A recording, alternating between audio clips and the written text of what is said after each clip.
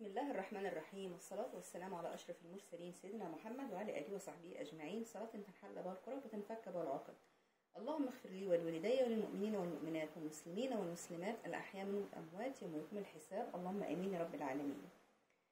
النهاردة هتكلم عن تفسير الحجر الأسود في المنام. من رأى إنه شاف في منامه الحجر الأسود فذلك يشير على تحقيق أمنية قد طال وقت انتظارها. يعني انت عندك مثلا حاجة بتتمناها، ان انت مثلا تشتري سيارة، تشتري شقة، تحج بيت الله الحرام، عندك دين عاوز تسدده، تتزوج، طالب علمي مثلا وعاوز تنجح وتبقى في منصب معين، وظيفة معينة. يعني اي حاجة انت نفسك فيها وطال انتظارها، يعني في وقت كتير قوي قوي عدى وانت لسه محققتش الامنية ديت، فانت لو شفت الحجر الاسود في المنام اعرف ان امنيتك ان شاء الله ستتحقق عن قريب.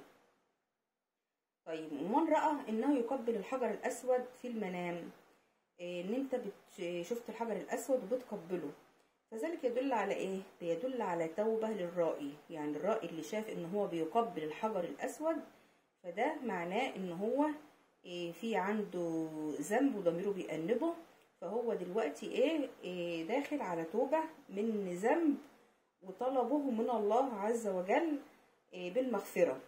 يعني اللي بيشوف نفسه بيقبل الحجر الأسود في المنام عنده ذنب وبيطلب من ربنا المغفرة، وإن شاء الله ربنا سيغفر له ذنوبه وما اقترفه من خطايا ومعاصي. يعني عن عمل خطايا، عمل معاصي، شهادة زور، اي ذنب عمله ان شاء الله هيتوب منه يعني، وان شاء الله ربنا سيتقبل التوبة.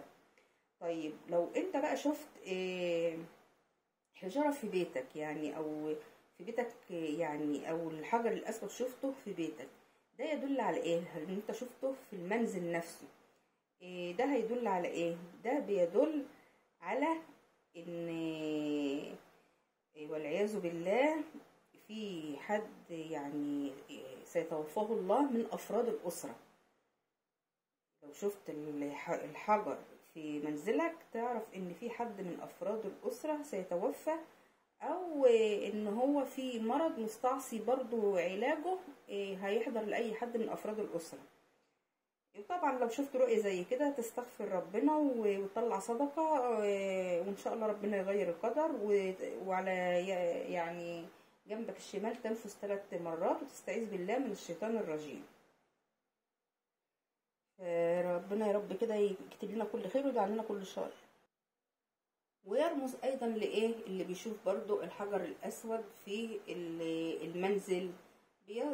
بيرمز يعني رجل، يعني رب البيت بيبقى راجل متجمد المشاعر.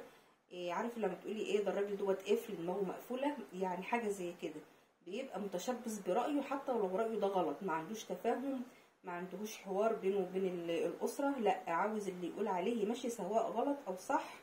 فده بيبقى يعني دماغه كالصخرة، لا يستطيع التفاهم معاه خالص، ما بتعرفيش تتفهمي معاه ولا تبدي رأيك معاه.